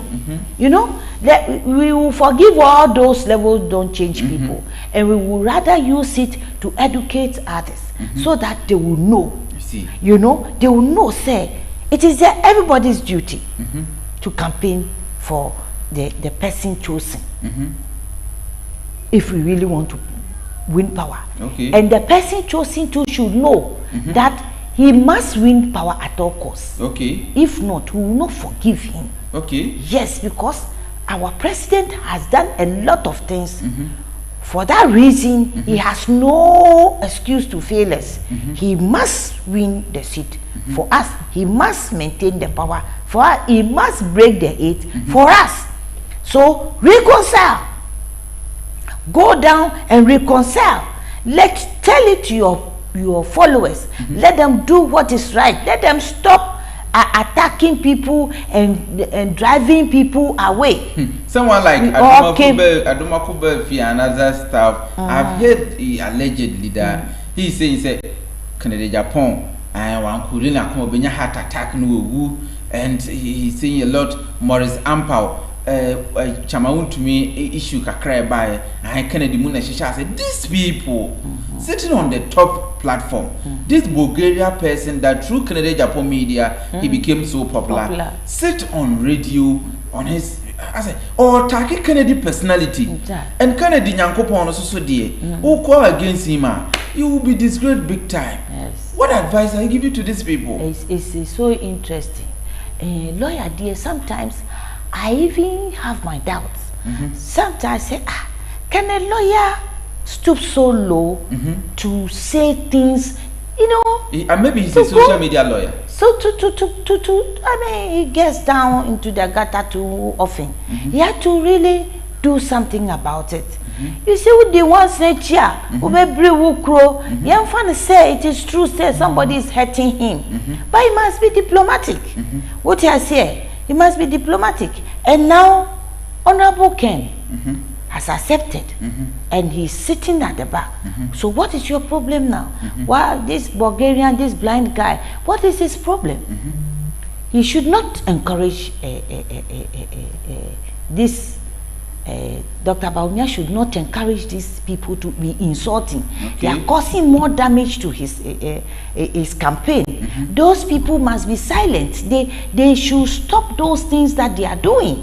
They shouldn't. To me, you cannot build and destroy your own. You try to build, and then you know spirit of destruction enter you, self-destruction enters into you, then you start doing negative things. No. Don't do that. We shouldn't. Say, see, Mama will say, mamu. So rather be celebrating and use your smile of the celebration to win more people. Plead with them. Oh, chale munjami and kamumbra. Call them. Rather call them. Call them and dine with them. Tell them that we are all one and we must go together. Who will get a broken heart? I see. Kennedy has told you, even the money he spent, his rent alone for 2 years advance can cater for it. One no problem. No, correct. One problem. Yes, bootlickers. So you can bring people on board who will come and help. You see, these things, no, I'm telling you, the aggressiveness of NDC, no, it's not a child's play. NPP people are still thinking we have the power. And it is the people who are going to decide. If you sit there as a big man and all you know is to throw big English, and then you drive people away, you are doing a great disservice to Dr. Mahmoud Bawumia. You are reducing his chances. So now that he is there, all of the people who are following him must come down and reconcile and seek the assistance of others. Let them feel wanted. You see? I see. How you worked for the NCE and this thing, you make them felt wanted and worked for you, no, and made you to win, no, both with the finance and with the, that cordial relationship. No? You must let it come down to the others. Because already, we are in majority. MPP, we are in majority. So they need to do their homework well. And yes, sir, because Honorable Alan is going with some of them. Why do you leave him to go? Na Honorable Alan muntumi emfa nimba tamu namu she way forward. It's a very decent man. And Kennedy has said it that why do you think so? Because the woman no kwa odine peko or the yaw so eko. Why should he be so? And he's also a founding father. He is one of the big men. Oh, Shano, ye can't summon Senate, a bucrudeni of a nun to crew and a Senate cancer. I walk fast in a nun to a crew to us in Umiano. 1 mia and a 9 or 2 mia so obusum.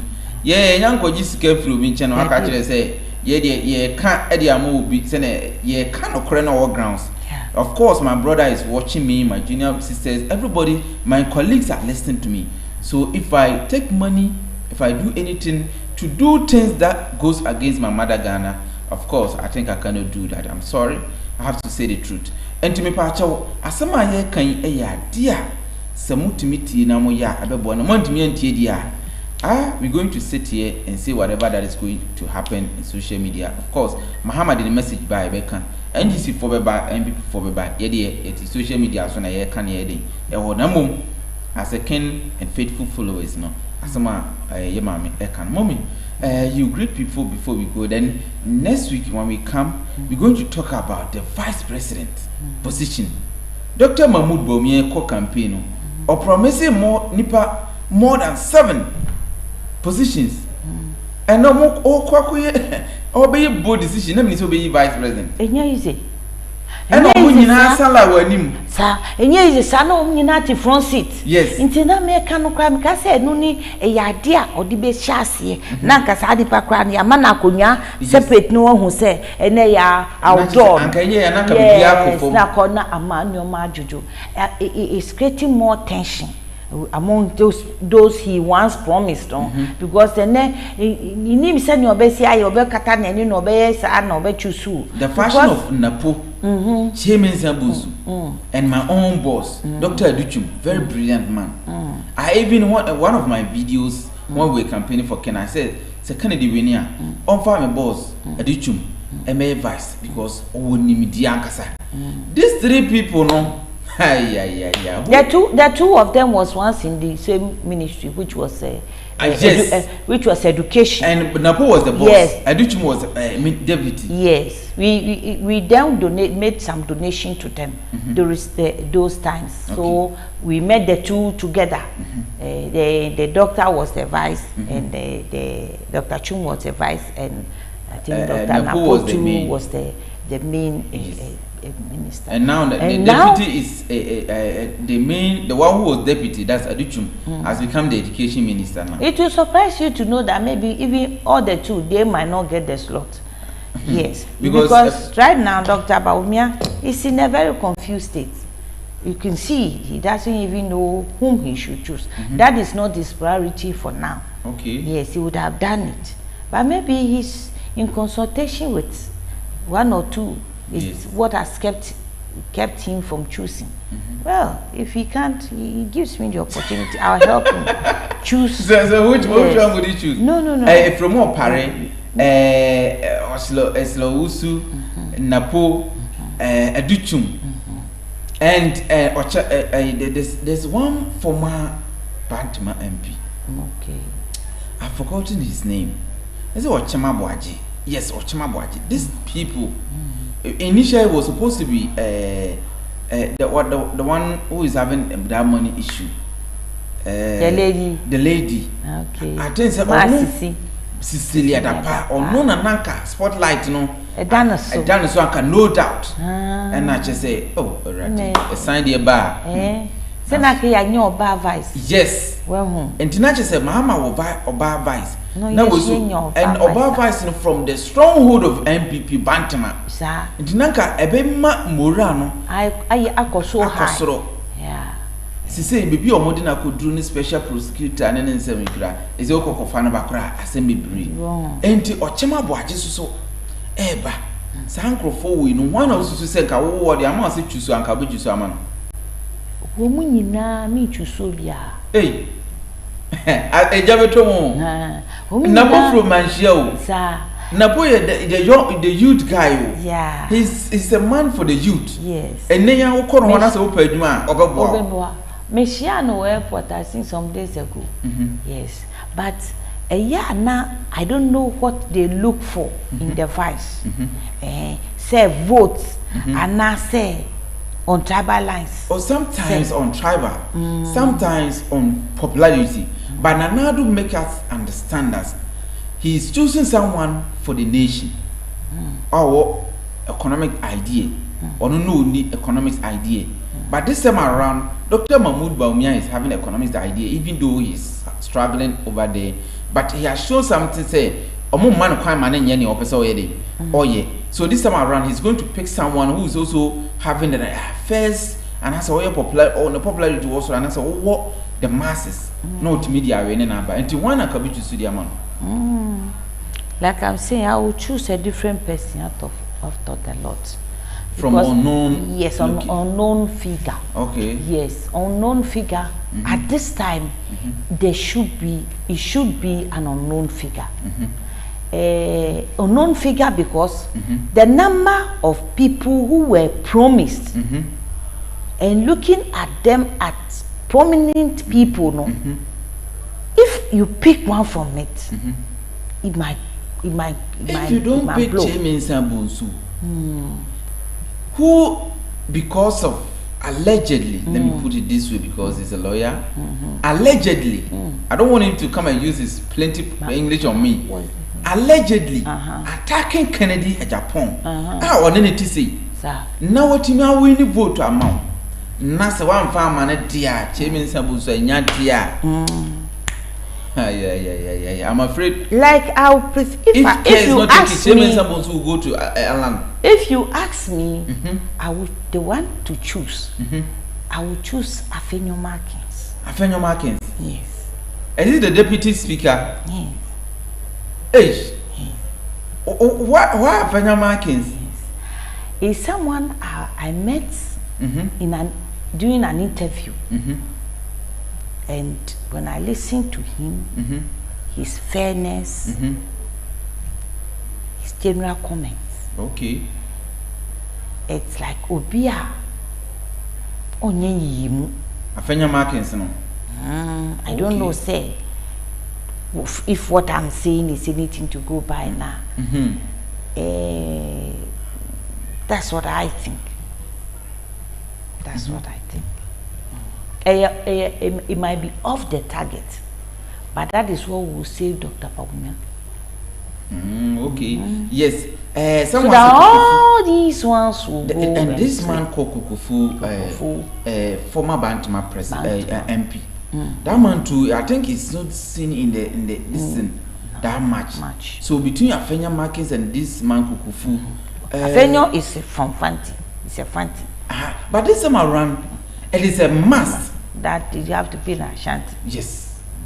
Because if you make mistake, you choose someone from different region. MPP is already in a position for 20 years. But so then this will not make any difference. The vice president. Well, you sure? It should convince people anyway.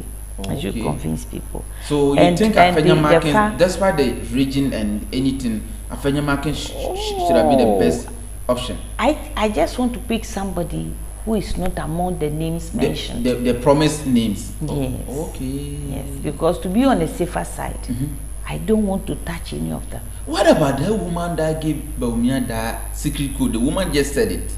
She gave him a secret code. That he should go for digitalization since the economy is not really going well. The digitalization, as in the lady. Yes, the madam that calls, Madam Asante, who called from Holland.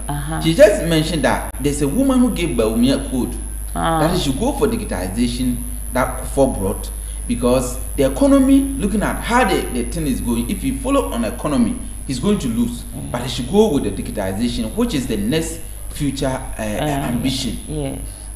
And that is what we are following now. Yes. Was she the one who did? Yes, I think she just said something like that. Oh, okay. What about her? Because only the master ideas now. Don't you think so? For no so because she's also a Ashanti woman. Yes, she has also been a what do you call it? What's the chief of staff? She has also been a chief of staff, and she knows much. She knows much. So that's for gender sake. Sure. Bring her. Sure. Yeah. I think that would be a nice combination. Well, mommy, our time is going and it's far gone. So thank you very much for being here with us. Before you go, you extend your greetings. But then let me read some comments for you to give. Frank Amma, or say, I think Allah is the most trustworthy among the three. And Joas, also mom say there will be no reconciliation anywhere. We who have lost money but trusting Dr. Bawumia as head of economic and not interested in they are not interested in any reconciliation on social media. That's what they are saying. They said they trusted Dr. Mahmoud Bawumia to be the best economist. Because the question he posed on the former vice, the late vice president. So to me, answer our questions, and I mean, so very near election, not answering, just answering, but doing it. The reconciliation would work if they really decide to work with it.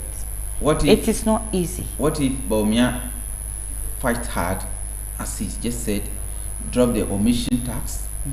Reduce the cedi, the dollar from now, I think it's 13, right? 13.5. Okay. 13. Let's say 13 Ghana cedis. From 13 to let's say 5 Ghana cedis. Hey, it's not possible.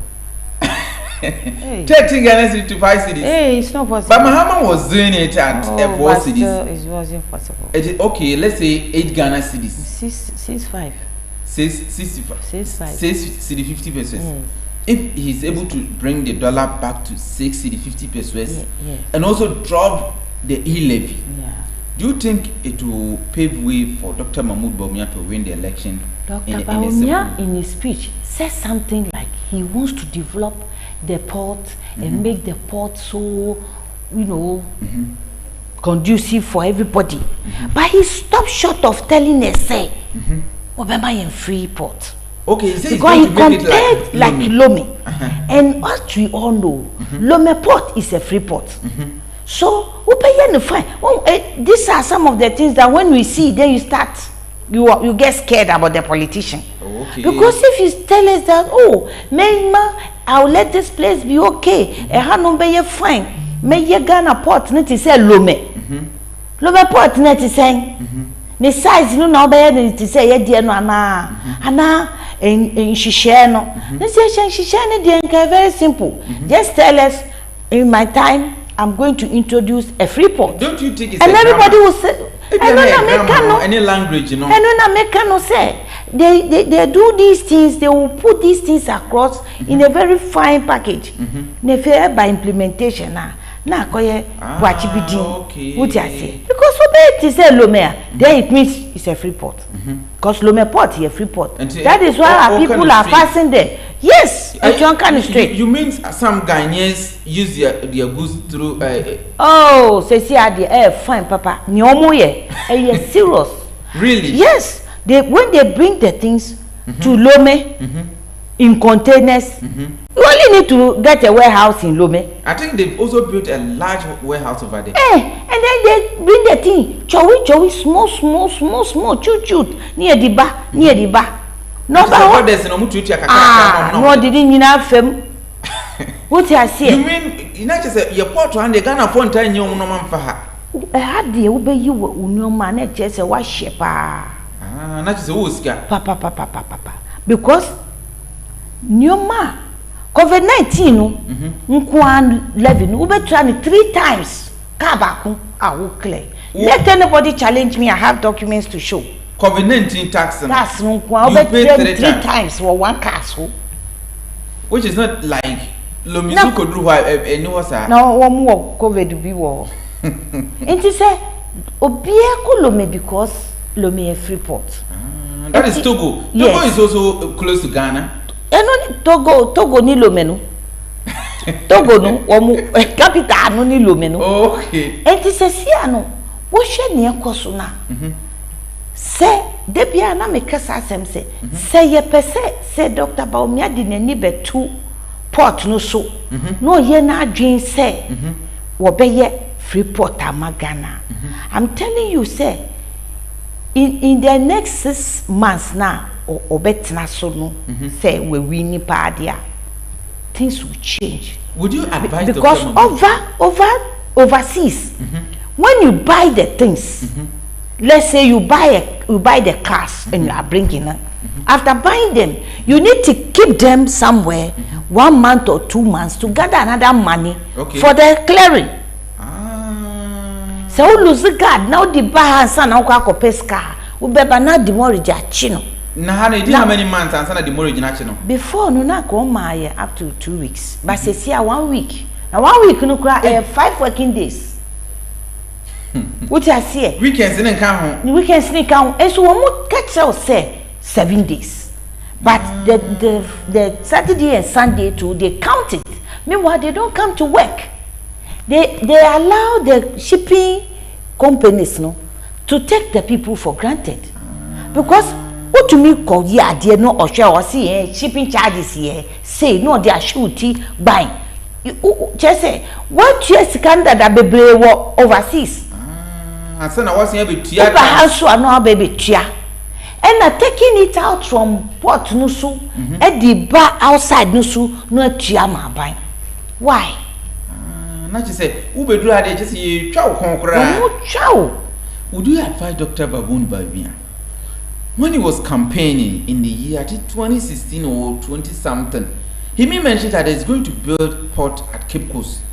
And another, if I say me cannot cry, I could never one promise or mobibia. Would you advise Dr. Bawumia to do anything possible if you need power? No, because the port will be a Cape Coast. Now, power near free port. Would you advise him that way? He's still having power. Takrade is a port. So why do you even go and build one? Let me tell you, we are in Tema. Just a stone throw here is the port. We are in Committee 3. Just a stone throw here is the port. And we have a new port which has been built. What of the old port that is there? It is a now the free port there. Ankafaye. What I say? You don't need to build anything anymore. Say implementation una womu nimiya. Inkwafa womu womu French nyade na. They should go to Lome and then see what pertains there and then bring it on board. What I say? Now I don't think say a big deal be because anyone say womu bema womu HCC yeno shipping lines na womu CC yeno womu bema womu say sebi yesu yeni ati Okay. Because they are not all the monies they are collecting. No. I'm telling you, sir, it's not coming it's to cheating. Government. It's not coming to our government. It goes to them.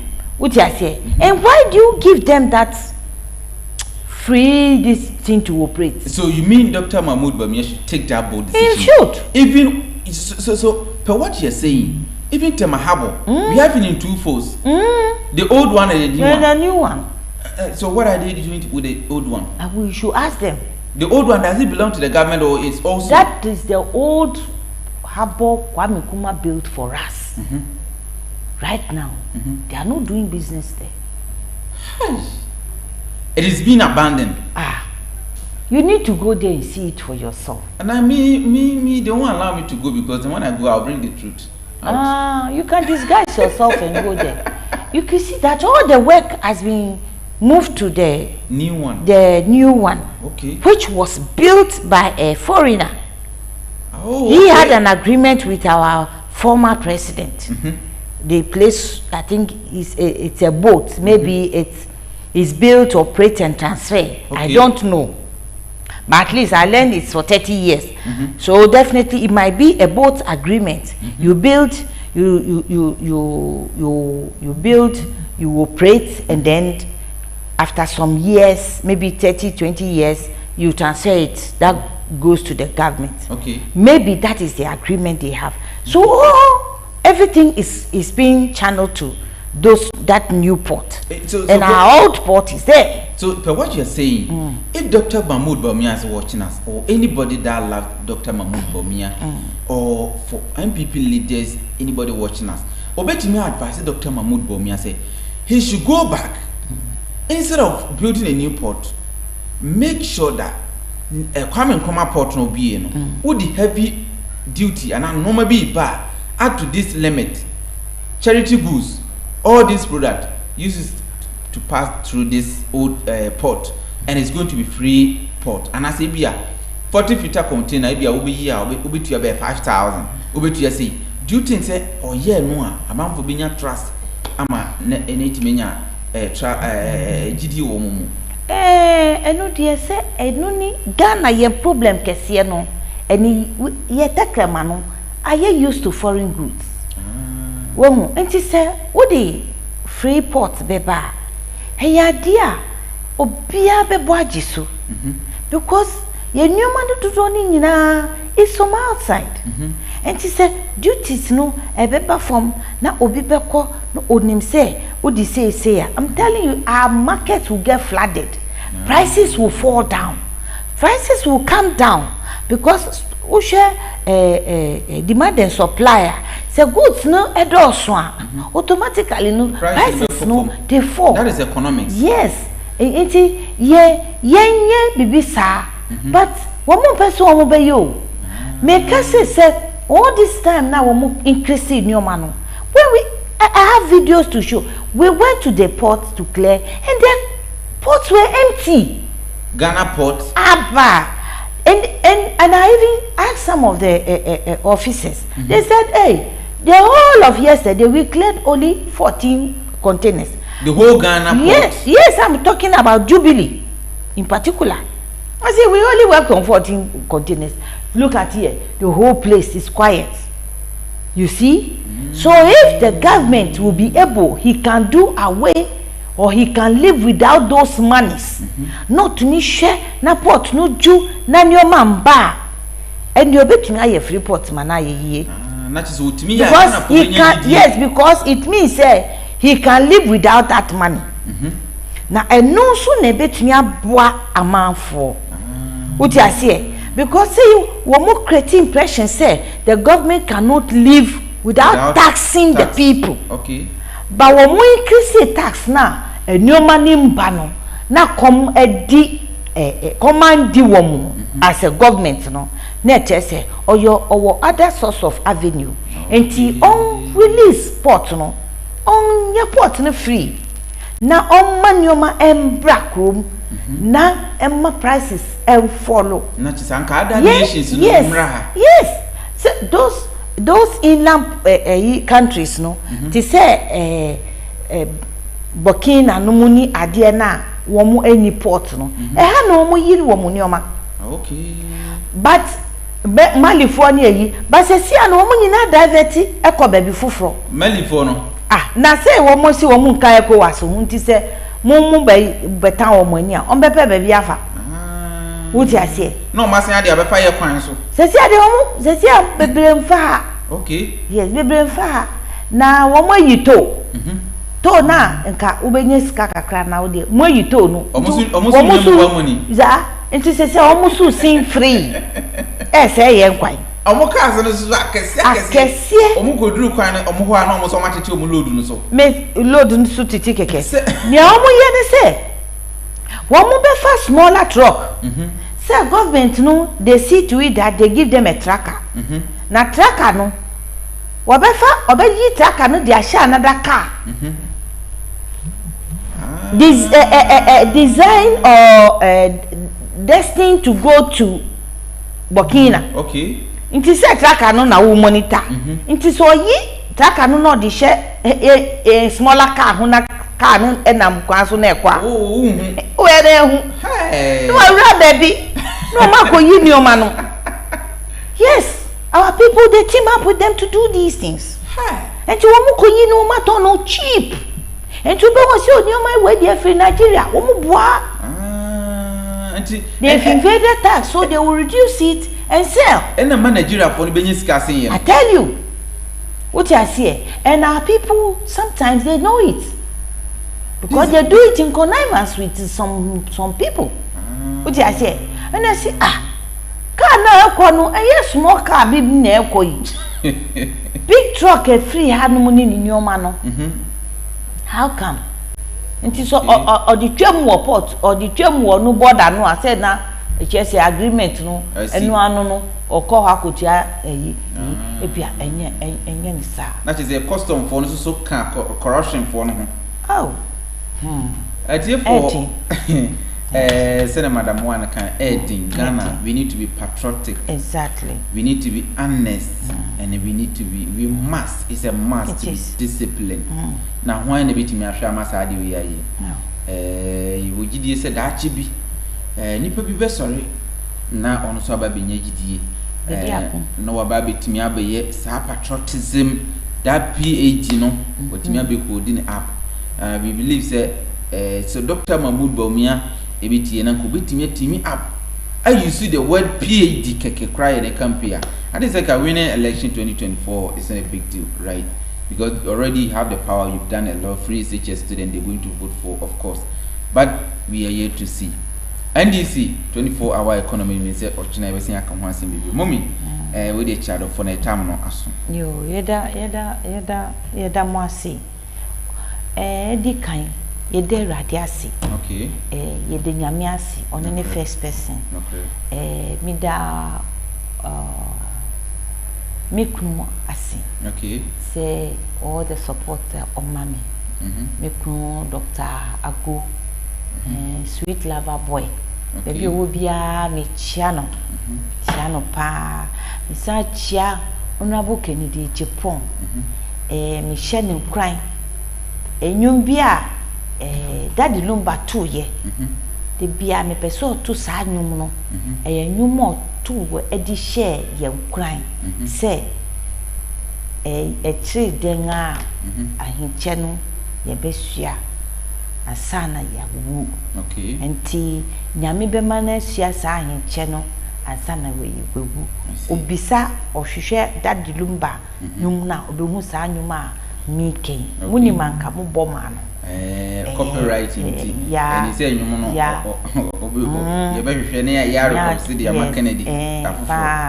Enti misa chia me ma ni na specially Emmanuel, my prince, Prince Emmanuel, mi chia no pa, mi chia Percy, mi chia Natasha, mi chia Nikita, mi chia all the household, me workers, your friend saying Gabby, and one friend Gabriel, a friend Gabby, Mitia Gabby, Mitia Majua, Mitia, or Mubia, or Muye Juma, and Mammy, Yamish Rawom, Midawamasi, me asitra pa wo mu ni mi wo me san chia me village okay me busia pani ma himfie okay mi odi kro okay any me advisor okay yem family technical advisor okay and also oye chief surveyor me chia no pa Mr. Mills me chia obi biara ebusiam anti me chia obi biara nyame adom oye me busiani oye me weka o ma me mankai an ambo mudino o munyina me chia wo. I see.